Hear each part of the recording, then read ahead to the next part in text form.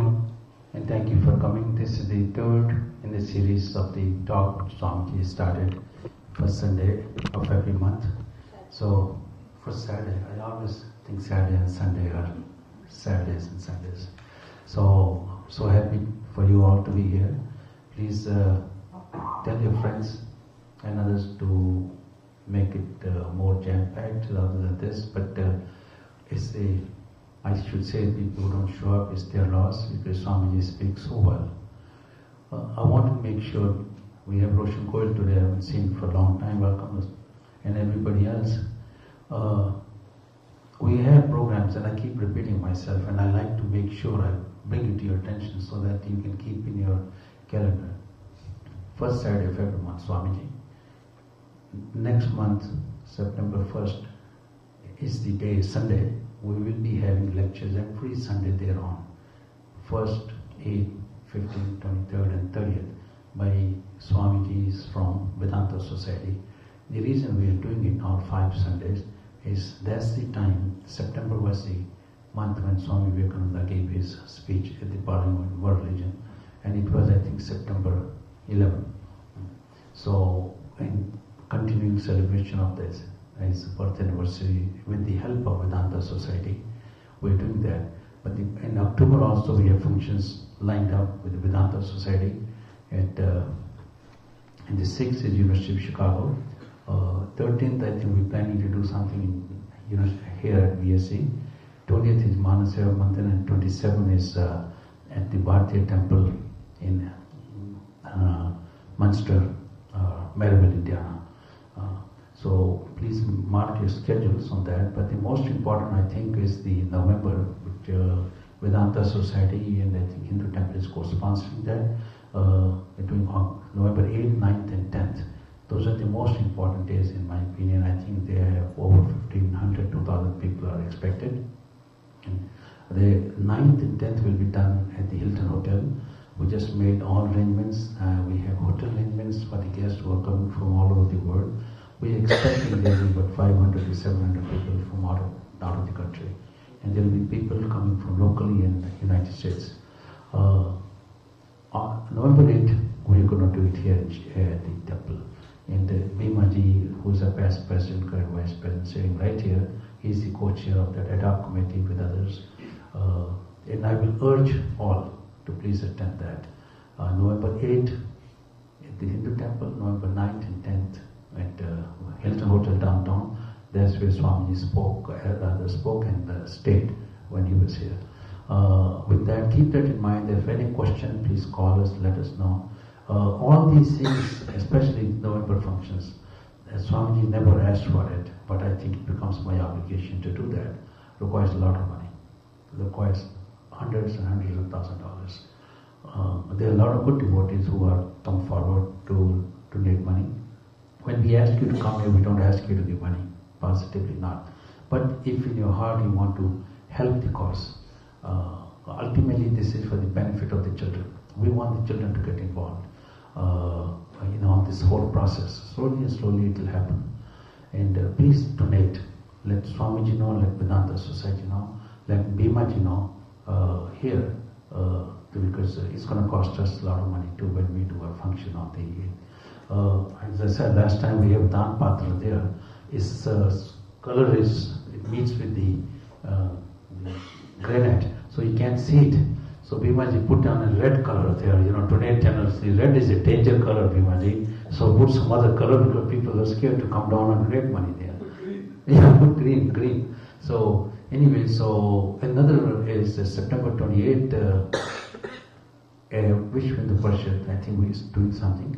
But Baba Ramdev will be coming to the Vivekananda Spiritual Center. So we have a lot of things going on, but we can't do it without the people. So with that, we are so honored to have Swamiji. Ever since he's been here only, I think, February 6 months or 5 months, and he has energized everybody, the whole. So we are so happy, Swamiji, you are at the head, and taking the message of Swami Vivekananda and Vedanta Society. And ladies and gentlemen, welcome Swamiji. Thank you.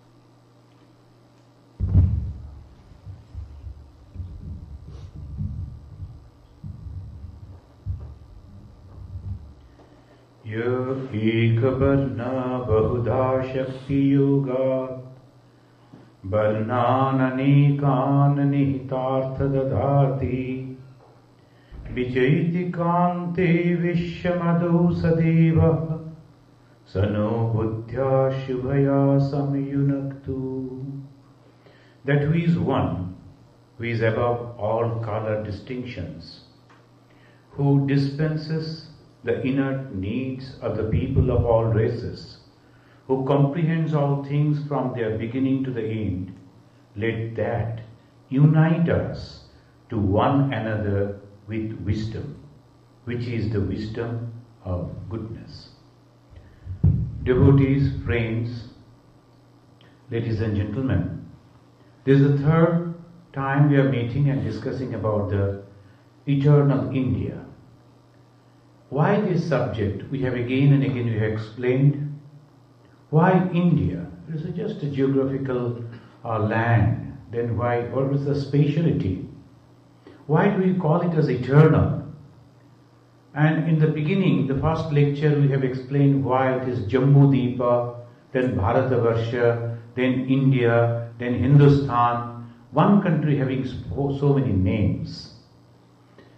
And then last time we were at length we were quoting from the Megasthenes, then the Abul Fazl, the Max Muller, then Monroe, Voltaire, what they were talking about the India, what was their vision about India, how they have expressed their gratitude to India, that is Bharatvarsha.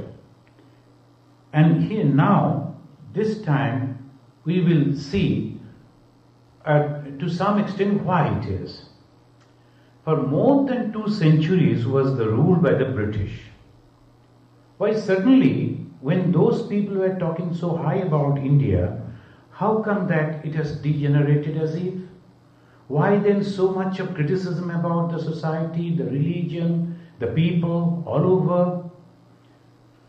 To answer that question, we can say that India for more than 2 centuries were ruled by the British, and all history written by them, obviously from their own perspective. The main objective and activity of the British rule and the many other European countries during that period was colonization. And obviously, one can find now that in their thought, in their writings, in their politics, in their administration, colonial biases and interest reflected. Moreover, these who have written Indian history were mostly, according to Mr. N.S. Rajaram, the writer of the politics of history, they were amateurs, and they were like bureaucrats, the missionaries, the businessmen, the tourists. They were not having the skill and the training and the temperament of a historian. So that is the reason we are having these problems. Here I will just read some lines from Mr. N.S. Rajaram. The recent discoveries in archaeology, astronomy, ancient mathematics and satellite photography, as well as bold new interpretations of the ancient records, we get a much better understanding of ancient history of India and the world. So this has become, slowly it is becoming clear and more clear, as because we have been, after the independence, it is becoming possible for us to get things clear as we can in our own way see and write and think.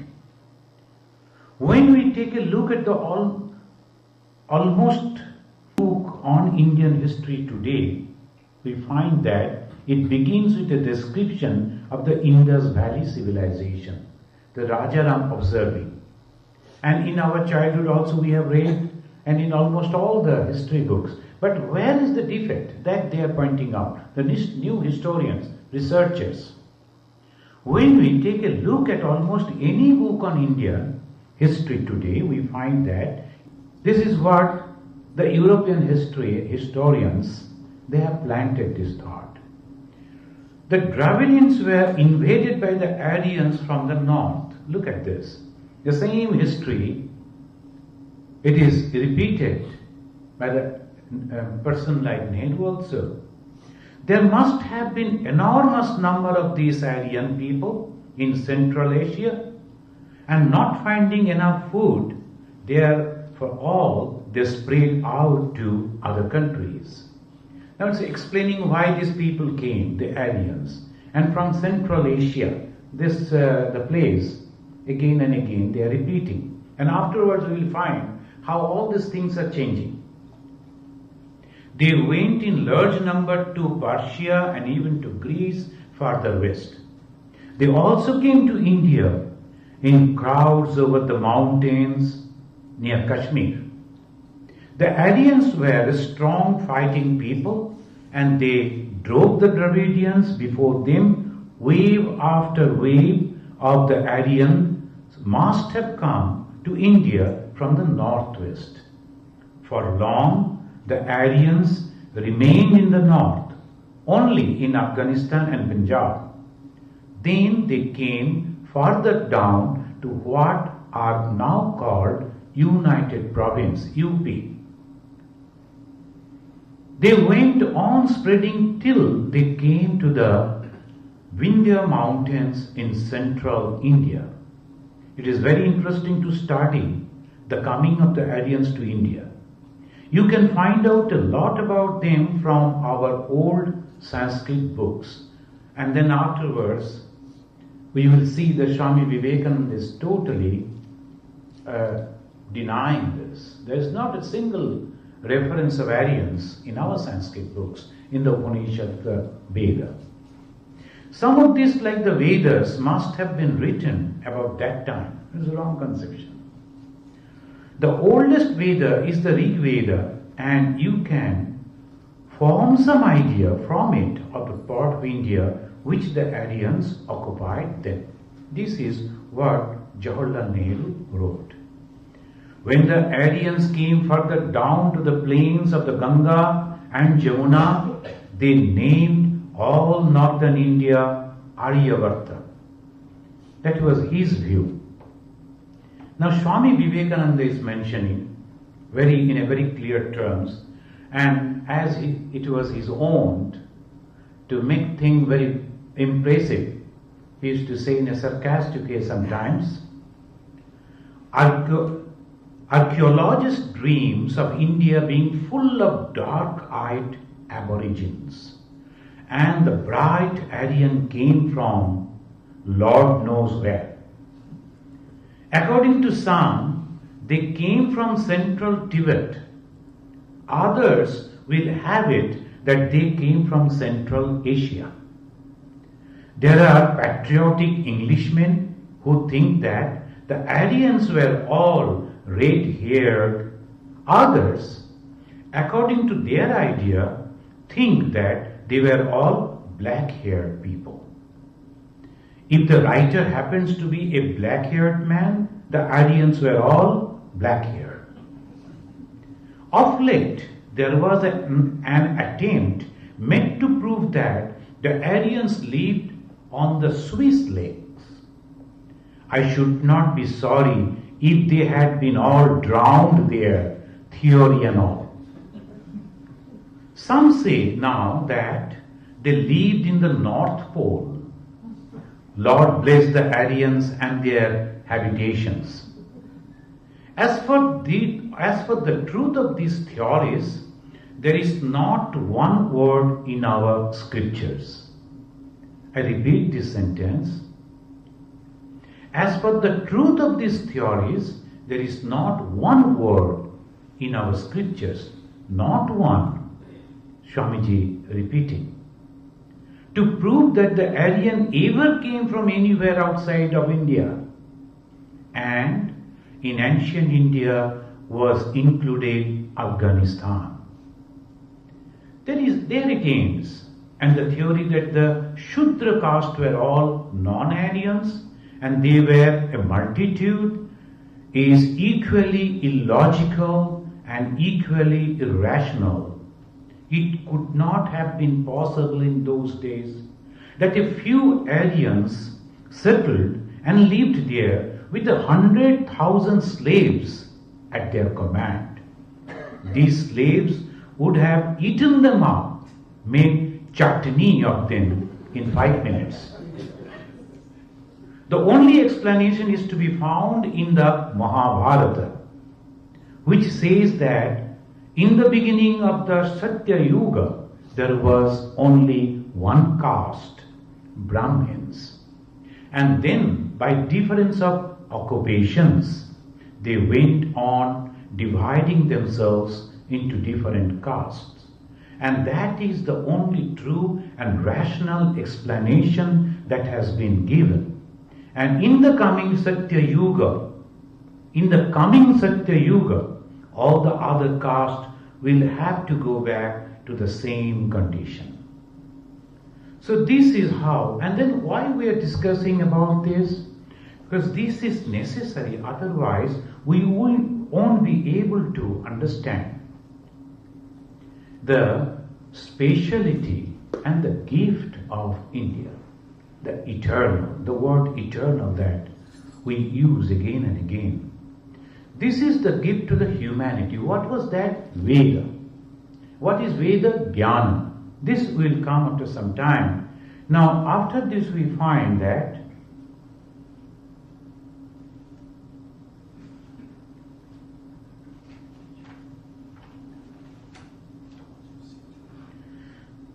determine its date. To their great surprise, it was found to have been cast around 3700 BC, more than 2000 years before the Aryans were supposed to have invaded India. More interestingly, the head answers to the description of the famous sage Vashishta given in Rig Veda. Vashishta, the most famous of the Vedic rishis, is best known as the seer of the 7th book of the Rig Veda. He was the chief priest and advisor of the king, Vedic king Sudas, who defeated a confederacy of 10 princes, the Battle of 10 Kings.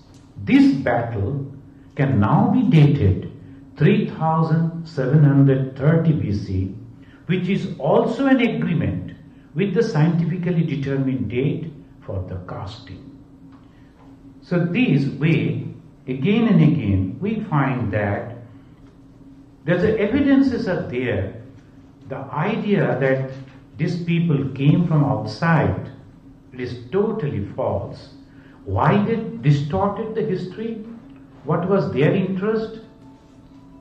The British interest in India was entirely political.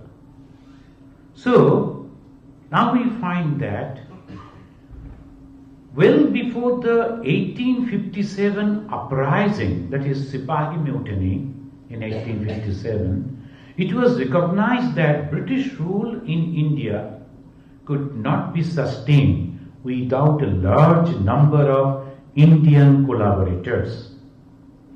Recognizing this reality, influential men like Thomas Bigington Macaulay, who was the chairman of the Education Board, sought to set up an educational system modeled along British lines that would also serve to undermine the Hindu tradition.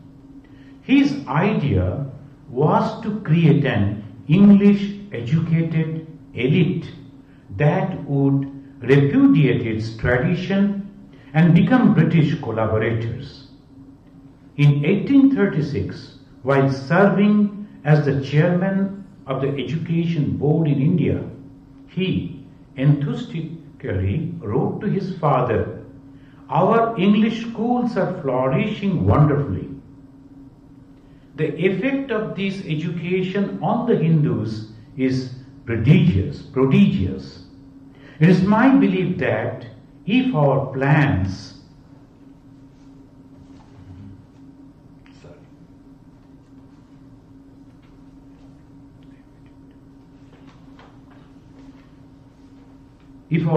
of education are followed up, there will not be a single idolater among the respectable classes in Bengal 30 years hence.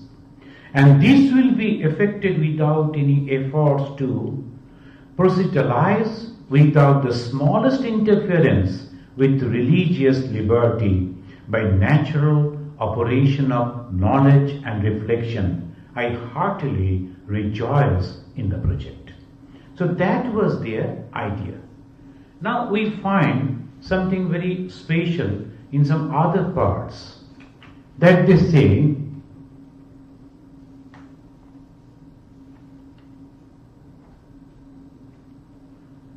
according to Arnold Toynbee. So this is the history that we find the Britishers, they are trying to make in this way. But what Arnold Toynbee is telling, as many as the 26 civilizations have risen and fallen on this earth, the reason being one of internal decay rather than of external aggressions. Their incapacity to cope with and respond creatively to the challenges and changes. But Sanatana Dharma is an exception. Even after all this try, they could not change anything. That Arnold Toynbee noticed, and he is mentioning. Sanatana Dharma is an exception, being not merely a civilization, but a culture. Besides being a system of speculative thinking, it provides a comprehensive scheme for a purposeful, goal-directed, noble and ideal living, and was therefore never moribund. So this is what the Arnold Toynbee said. Then the Max Muller, who actually utilized that Aryan theory, one or two times the word Aryans is appearing in the Veda, and that to mention only those people who are highly cultured people. But he utilized it for the supremacy of the Europeans. But again, this Max Muller understood that it was a mistake, and he is writing about India.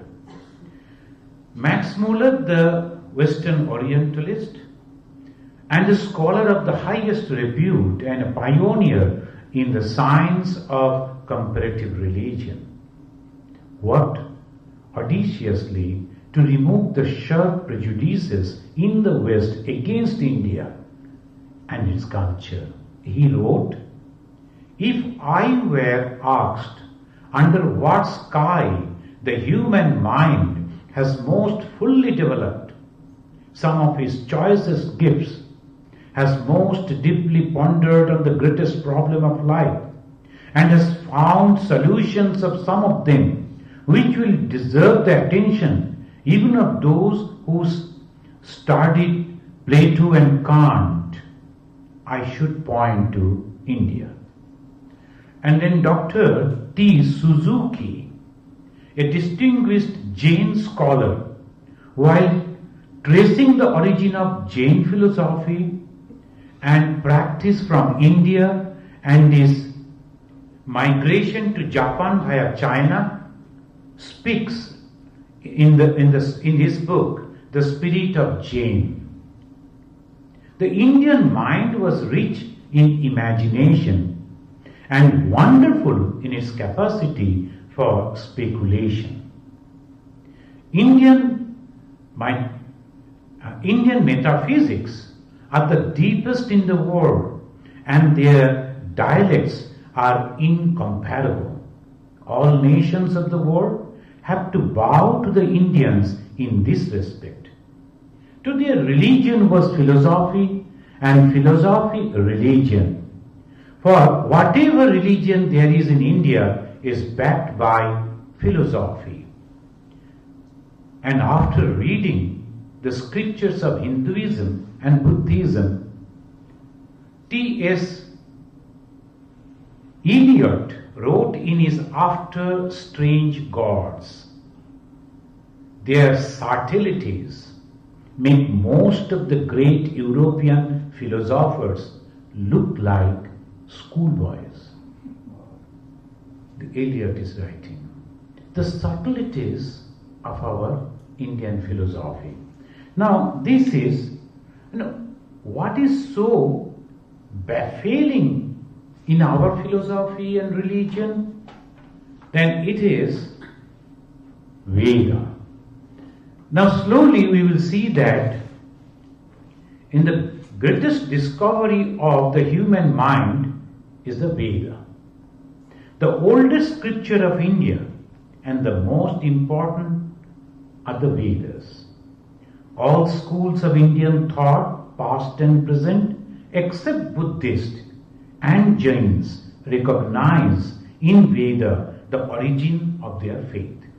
Buddhist and Jains, of course, they say that we never belong to the Hindu clan, Hindu caste, Hindu religion. But this came from the Hindu only, because before there was only one thought, that was the thought that is at present we call them Hindu. That is the Hindu thought. And from there, different paths they carved and then went out.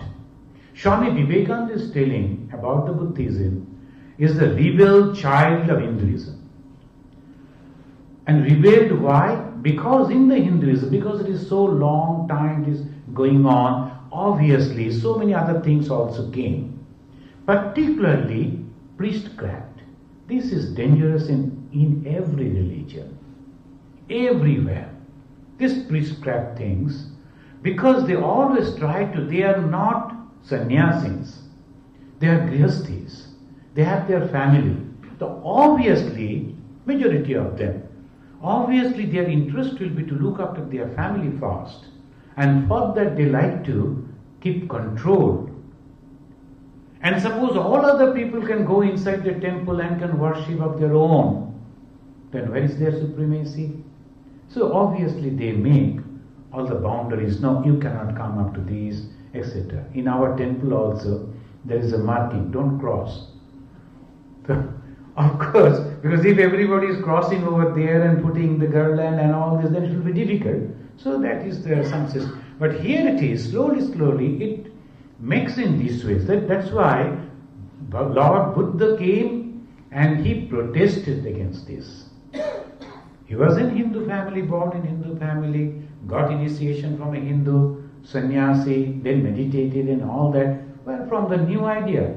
So only thing he was telling, as Vivekananda said afterwards, oh my dear, the Rishi was addressing Maitri. Maitri, one of the wives of Yajnavalkya. And the Yajnavalkya, he is mentioning to Maitri, Asya mahad bhutasya nishchasitam etad. Just right from his breath, without any effort, easily, as if Asya mahad bhutasya nishchasitam etad Rigveda, Yajurveda, Samaveda, Atharvaveda, Angirasa, Itihasa, Puranam, Vidya, Upanishada, Sloka, Sutrani, Anupakhyani, Vyakhyanani, Etat Asaivaitani, Nishyasitani. Everything came from it. It's not only, they didn't stop just by saying Veda. It's telling from this, the great being, they always again say being. What is that?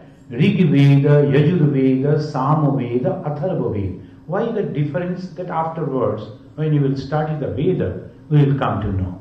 What is the difference is, why it came like that. Then it says that history, mythology, art, Upanishads, mantras, aphorisms, explanations, the breed of this limitless reality. Limitless reality, this is very important. They are like the breath of the it alone, it. It alone. It is not he or she. It is not God or the goddess. This is the beauty of the Veda. And from here, we'll afterwards, when next time we will come and see the speciality of our Shastra, our Upanishads, that from impersonal we go to personal.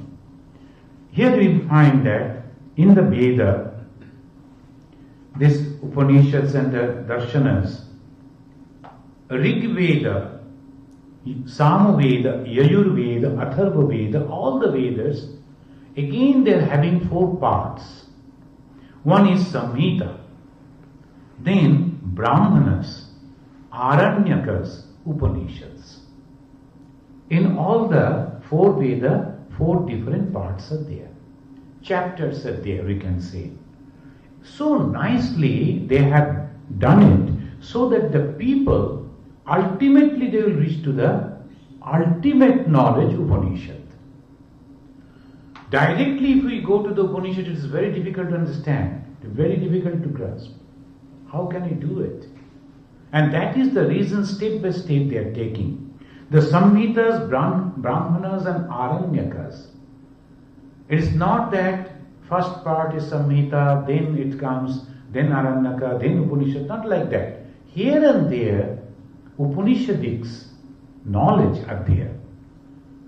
And Aranyaka means those who are retired, they should practice this mainly. Why? From there, they will slowly develop detachment. In the human life, we will understand afterwards, we will know slowly and we know to some extent, intellectually, the cause of all sorrow and happiness, of course, is the attachment. If I have the attachment to my someone, the success brings his happiness to me. I have nothing to do with that. Totally different person. But still I think that she is my daughter, he is my son, and his success brings happiness to me. How? How the happiness of that person coming to me? Because I think that he or she is my own. The moment I start thinking he or she is not my own, immediately that stops. We can understand this very well. And how it is psychological attachment, mental attachment. And what happens with this attachment? Bondage. What bondage? Again and again we have to come back to this life. Those who like it, fine for them, nice for them. Those who have understood it, so slowly they try to detach them. How they will detach? They say, Aranyakas. Now slowly you have to do this type of sacrifices, you have to understand this type of mantras, and you have to develop the detached thing. Then comes the Upanishad. And here the Upanishads, one verse almost all of us we know, Isha Vasyamidam Sarvam. Isha Vasyam. The whole universe is nothing but the manifestation of God, covered by God, as if. So this is the Upanishad we will explain slowly.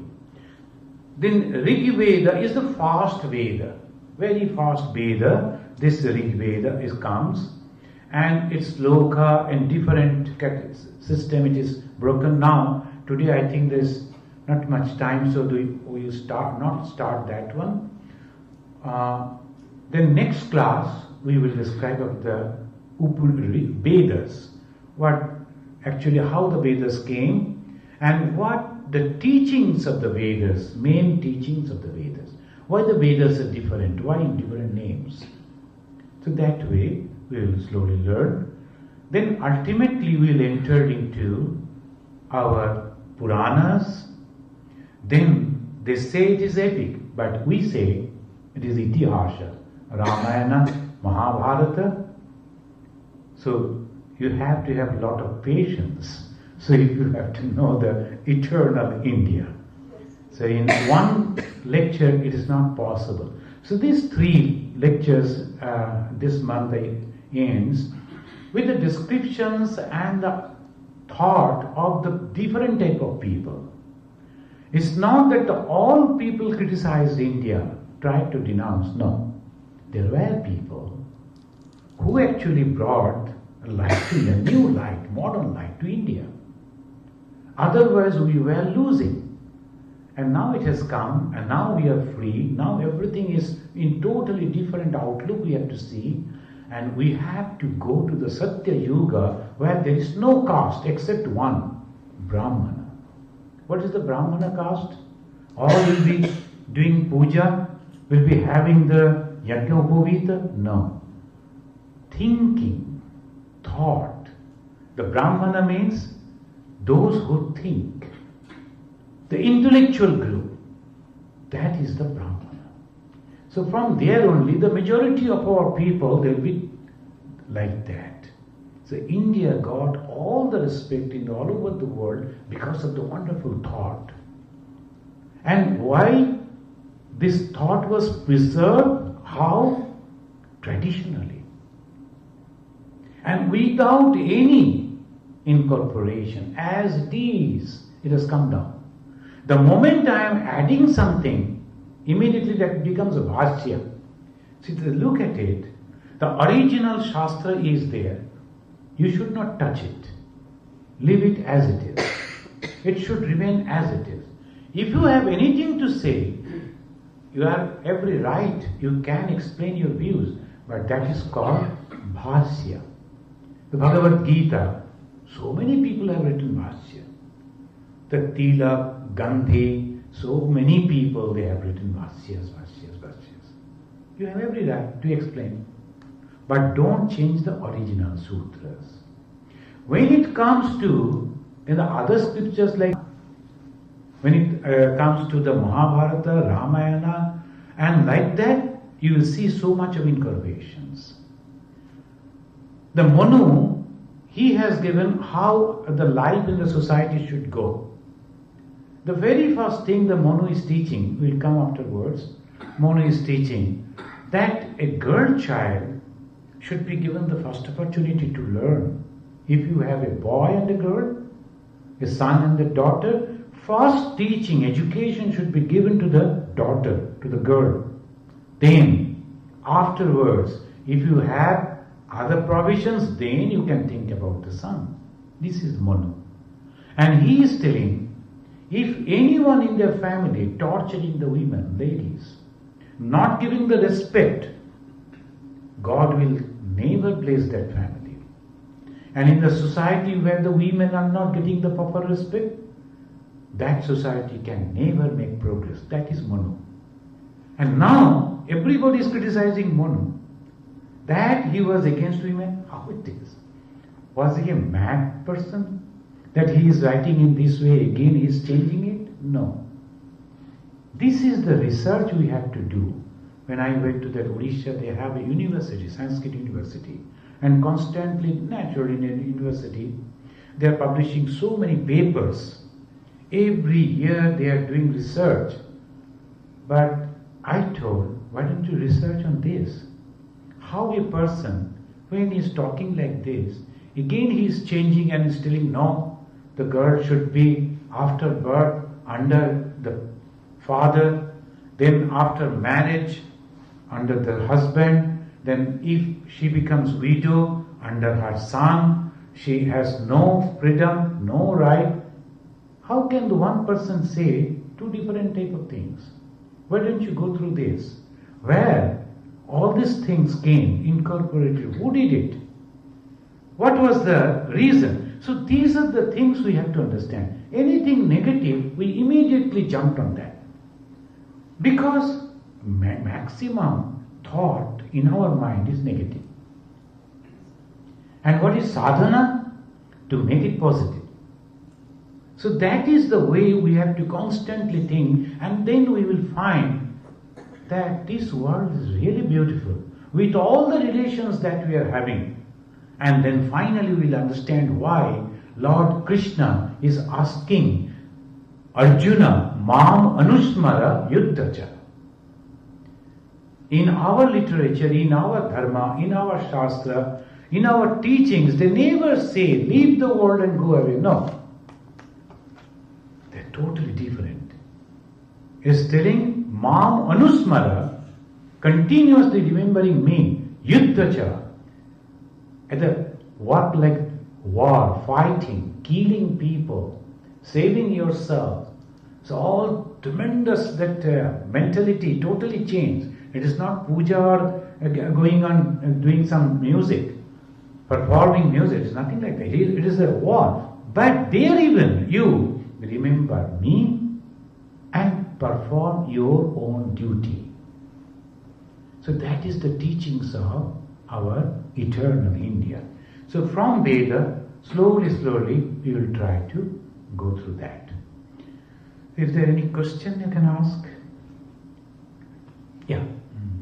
Swamiji, it appears what you said just now, that there has been significant systematic attempt of the Britishers and others to penetrate in the education system, which will be perverted or changed to suit their aims at the time.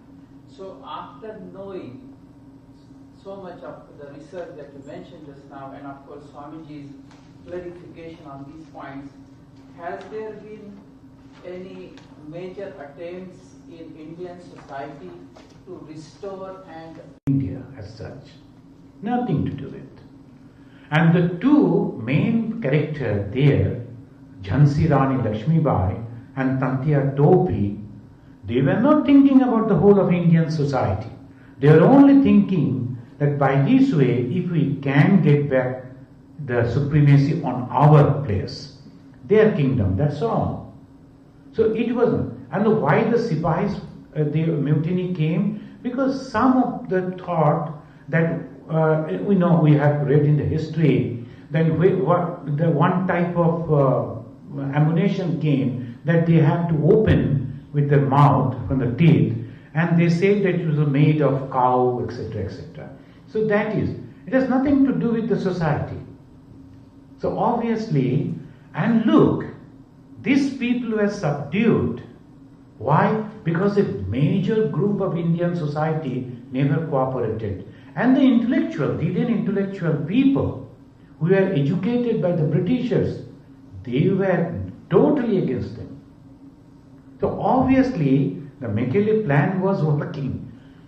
How many Britishers were there? Maybe 1 or 2 lakhs. And how many Indians were there? In 1947, they say 33 crore. So suppose 3 lakhs Britishers, 33 crore Indians, what is the ratio? How they could rule over us because of these Indians? So they were converted in such a way, they used to hate. So that is the thing. Swamiji, one of the best things I heard today, from my perspective as a student of science, that they found a metal piece in 1958 and they investigated it, and it goes back 3,700 years ago. I was not aware of this. Where did this information appear? This is a research by Mr. Rajan, this one, in is Rajaram. And he has written many books, and along with another, David Frawley, The Vedic Aliens and the Origins of Civilization. So these are the new papers are coming out slowly.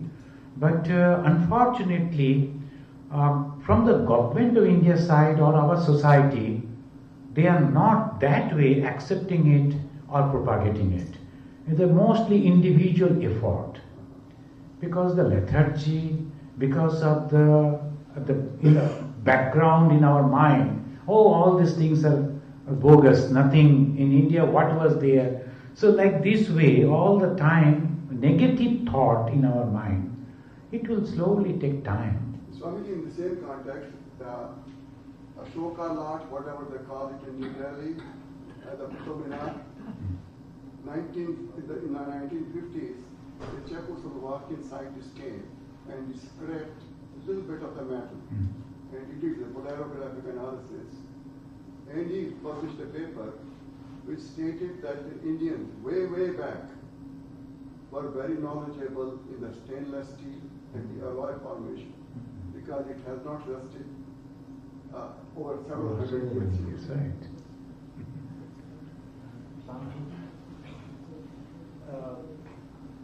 I would mention that in response to Dr. Bakhani's point that has any changes been made in spite of the criticism and all that, my great thanks and appreciation goes to Ramakrishna Mission, and especially Sri Ramakrishna himself, Bhagavan Sri Ramakrishna.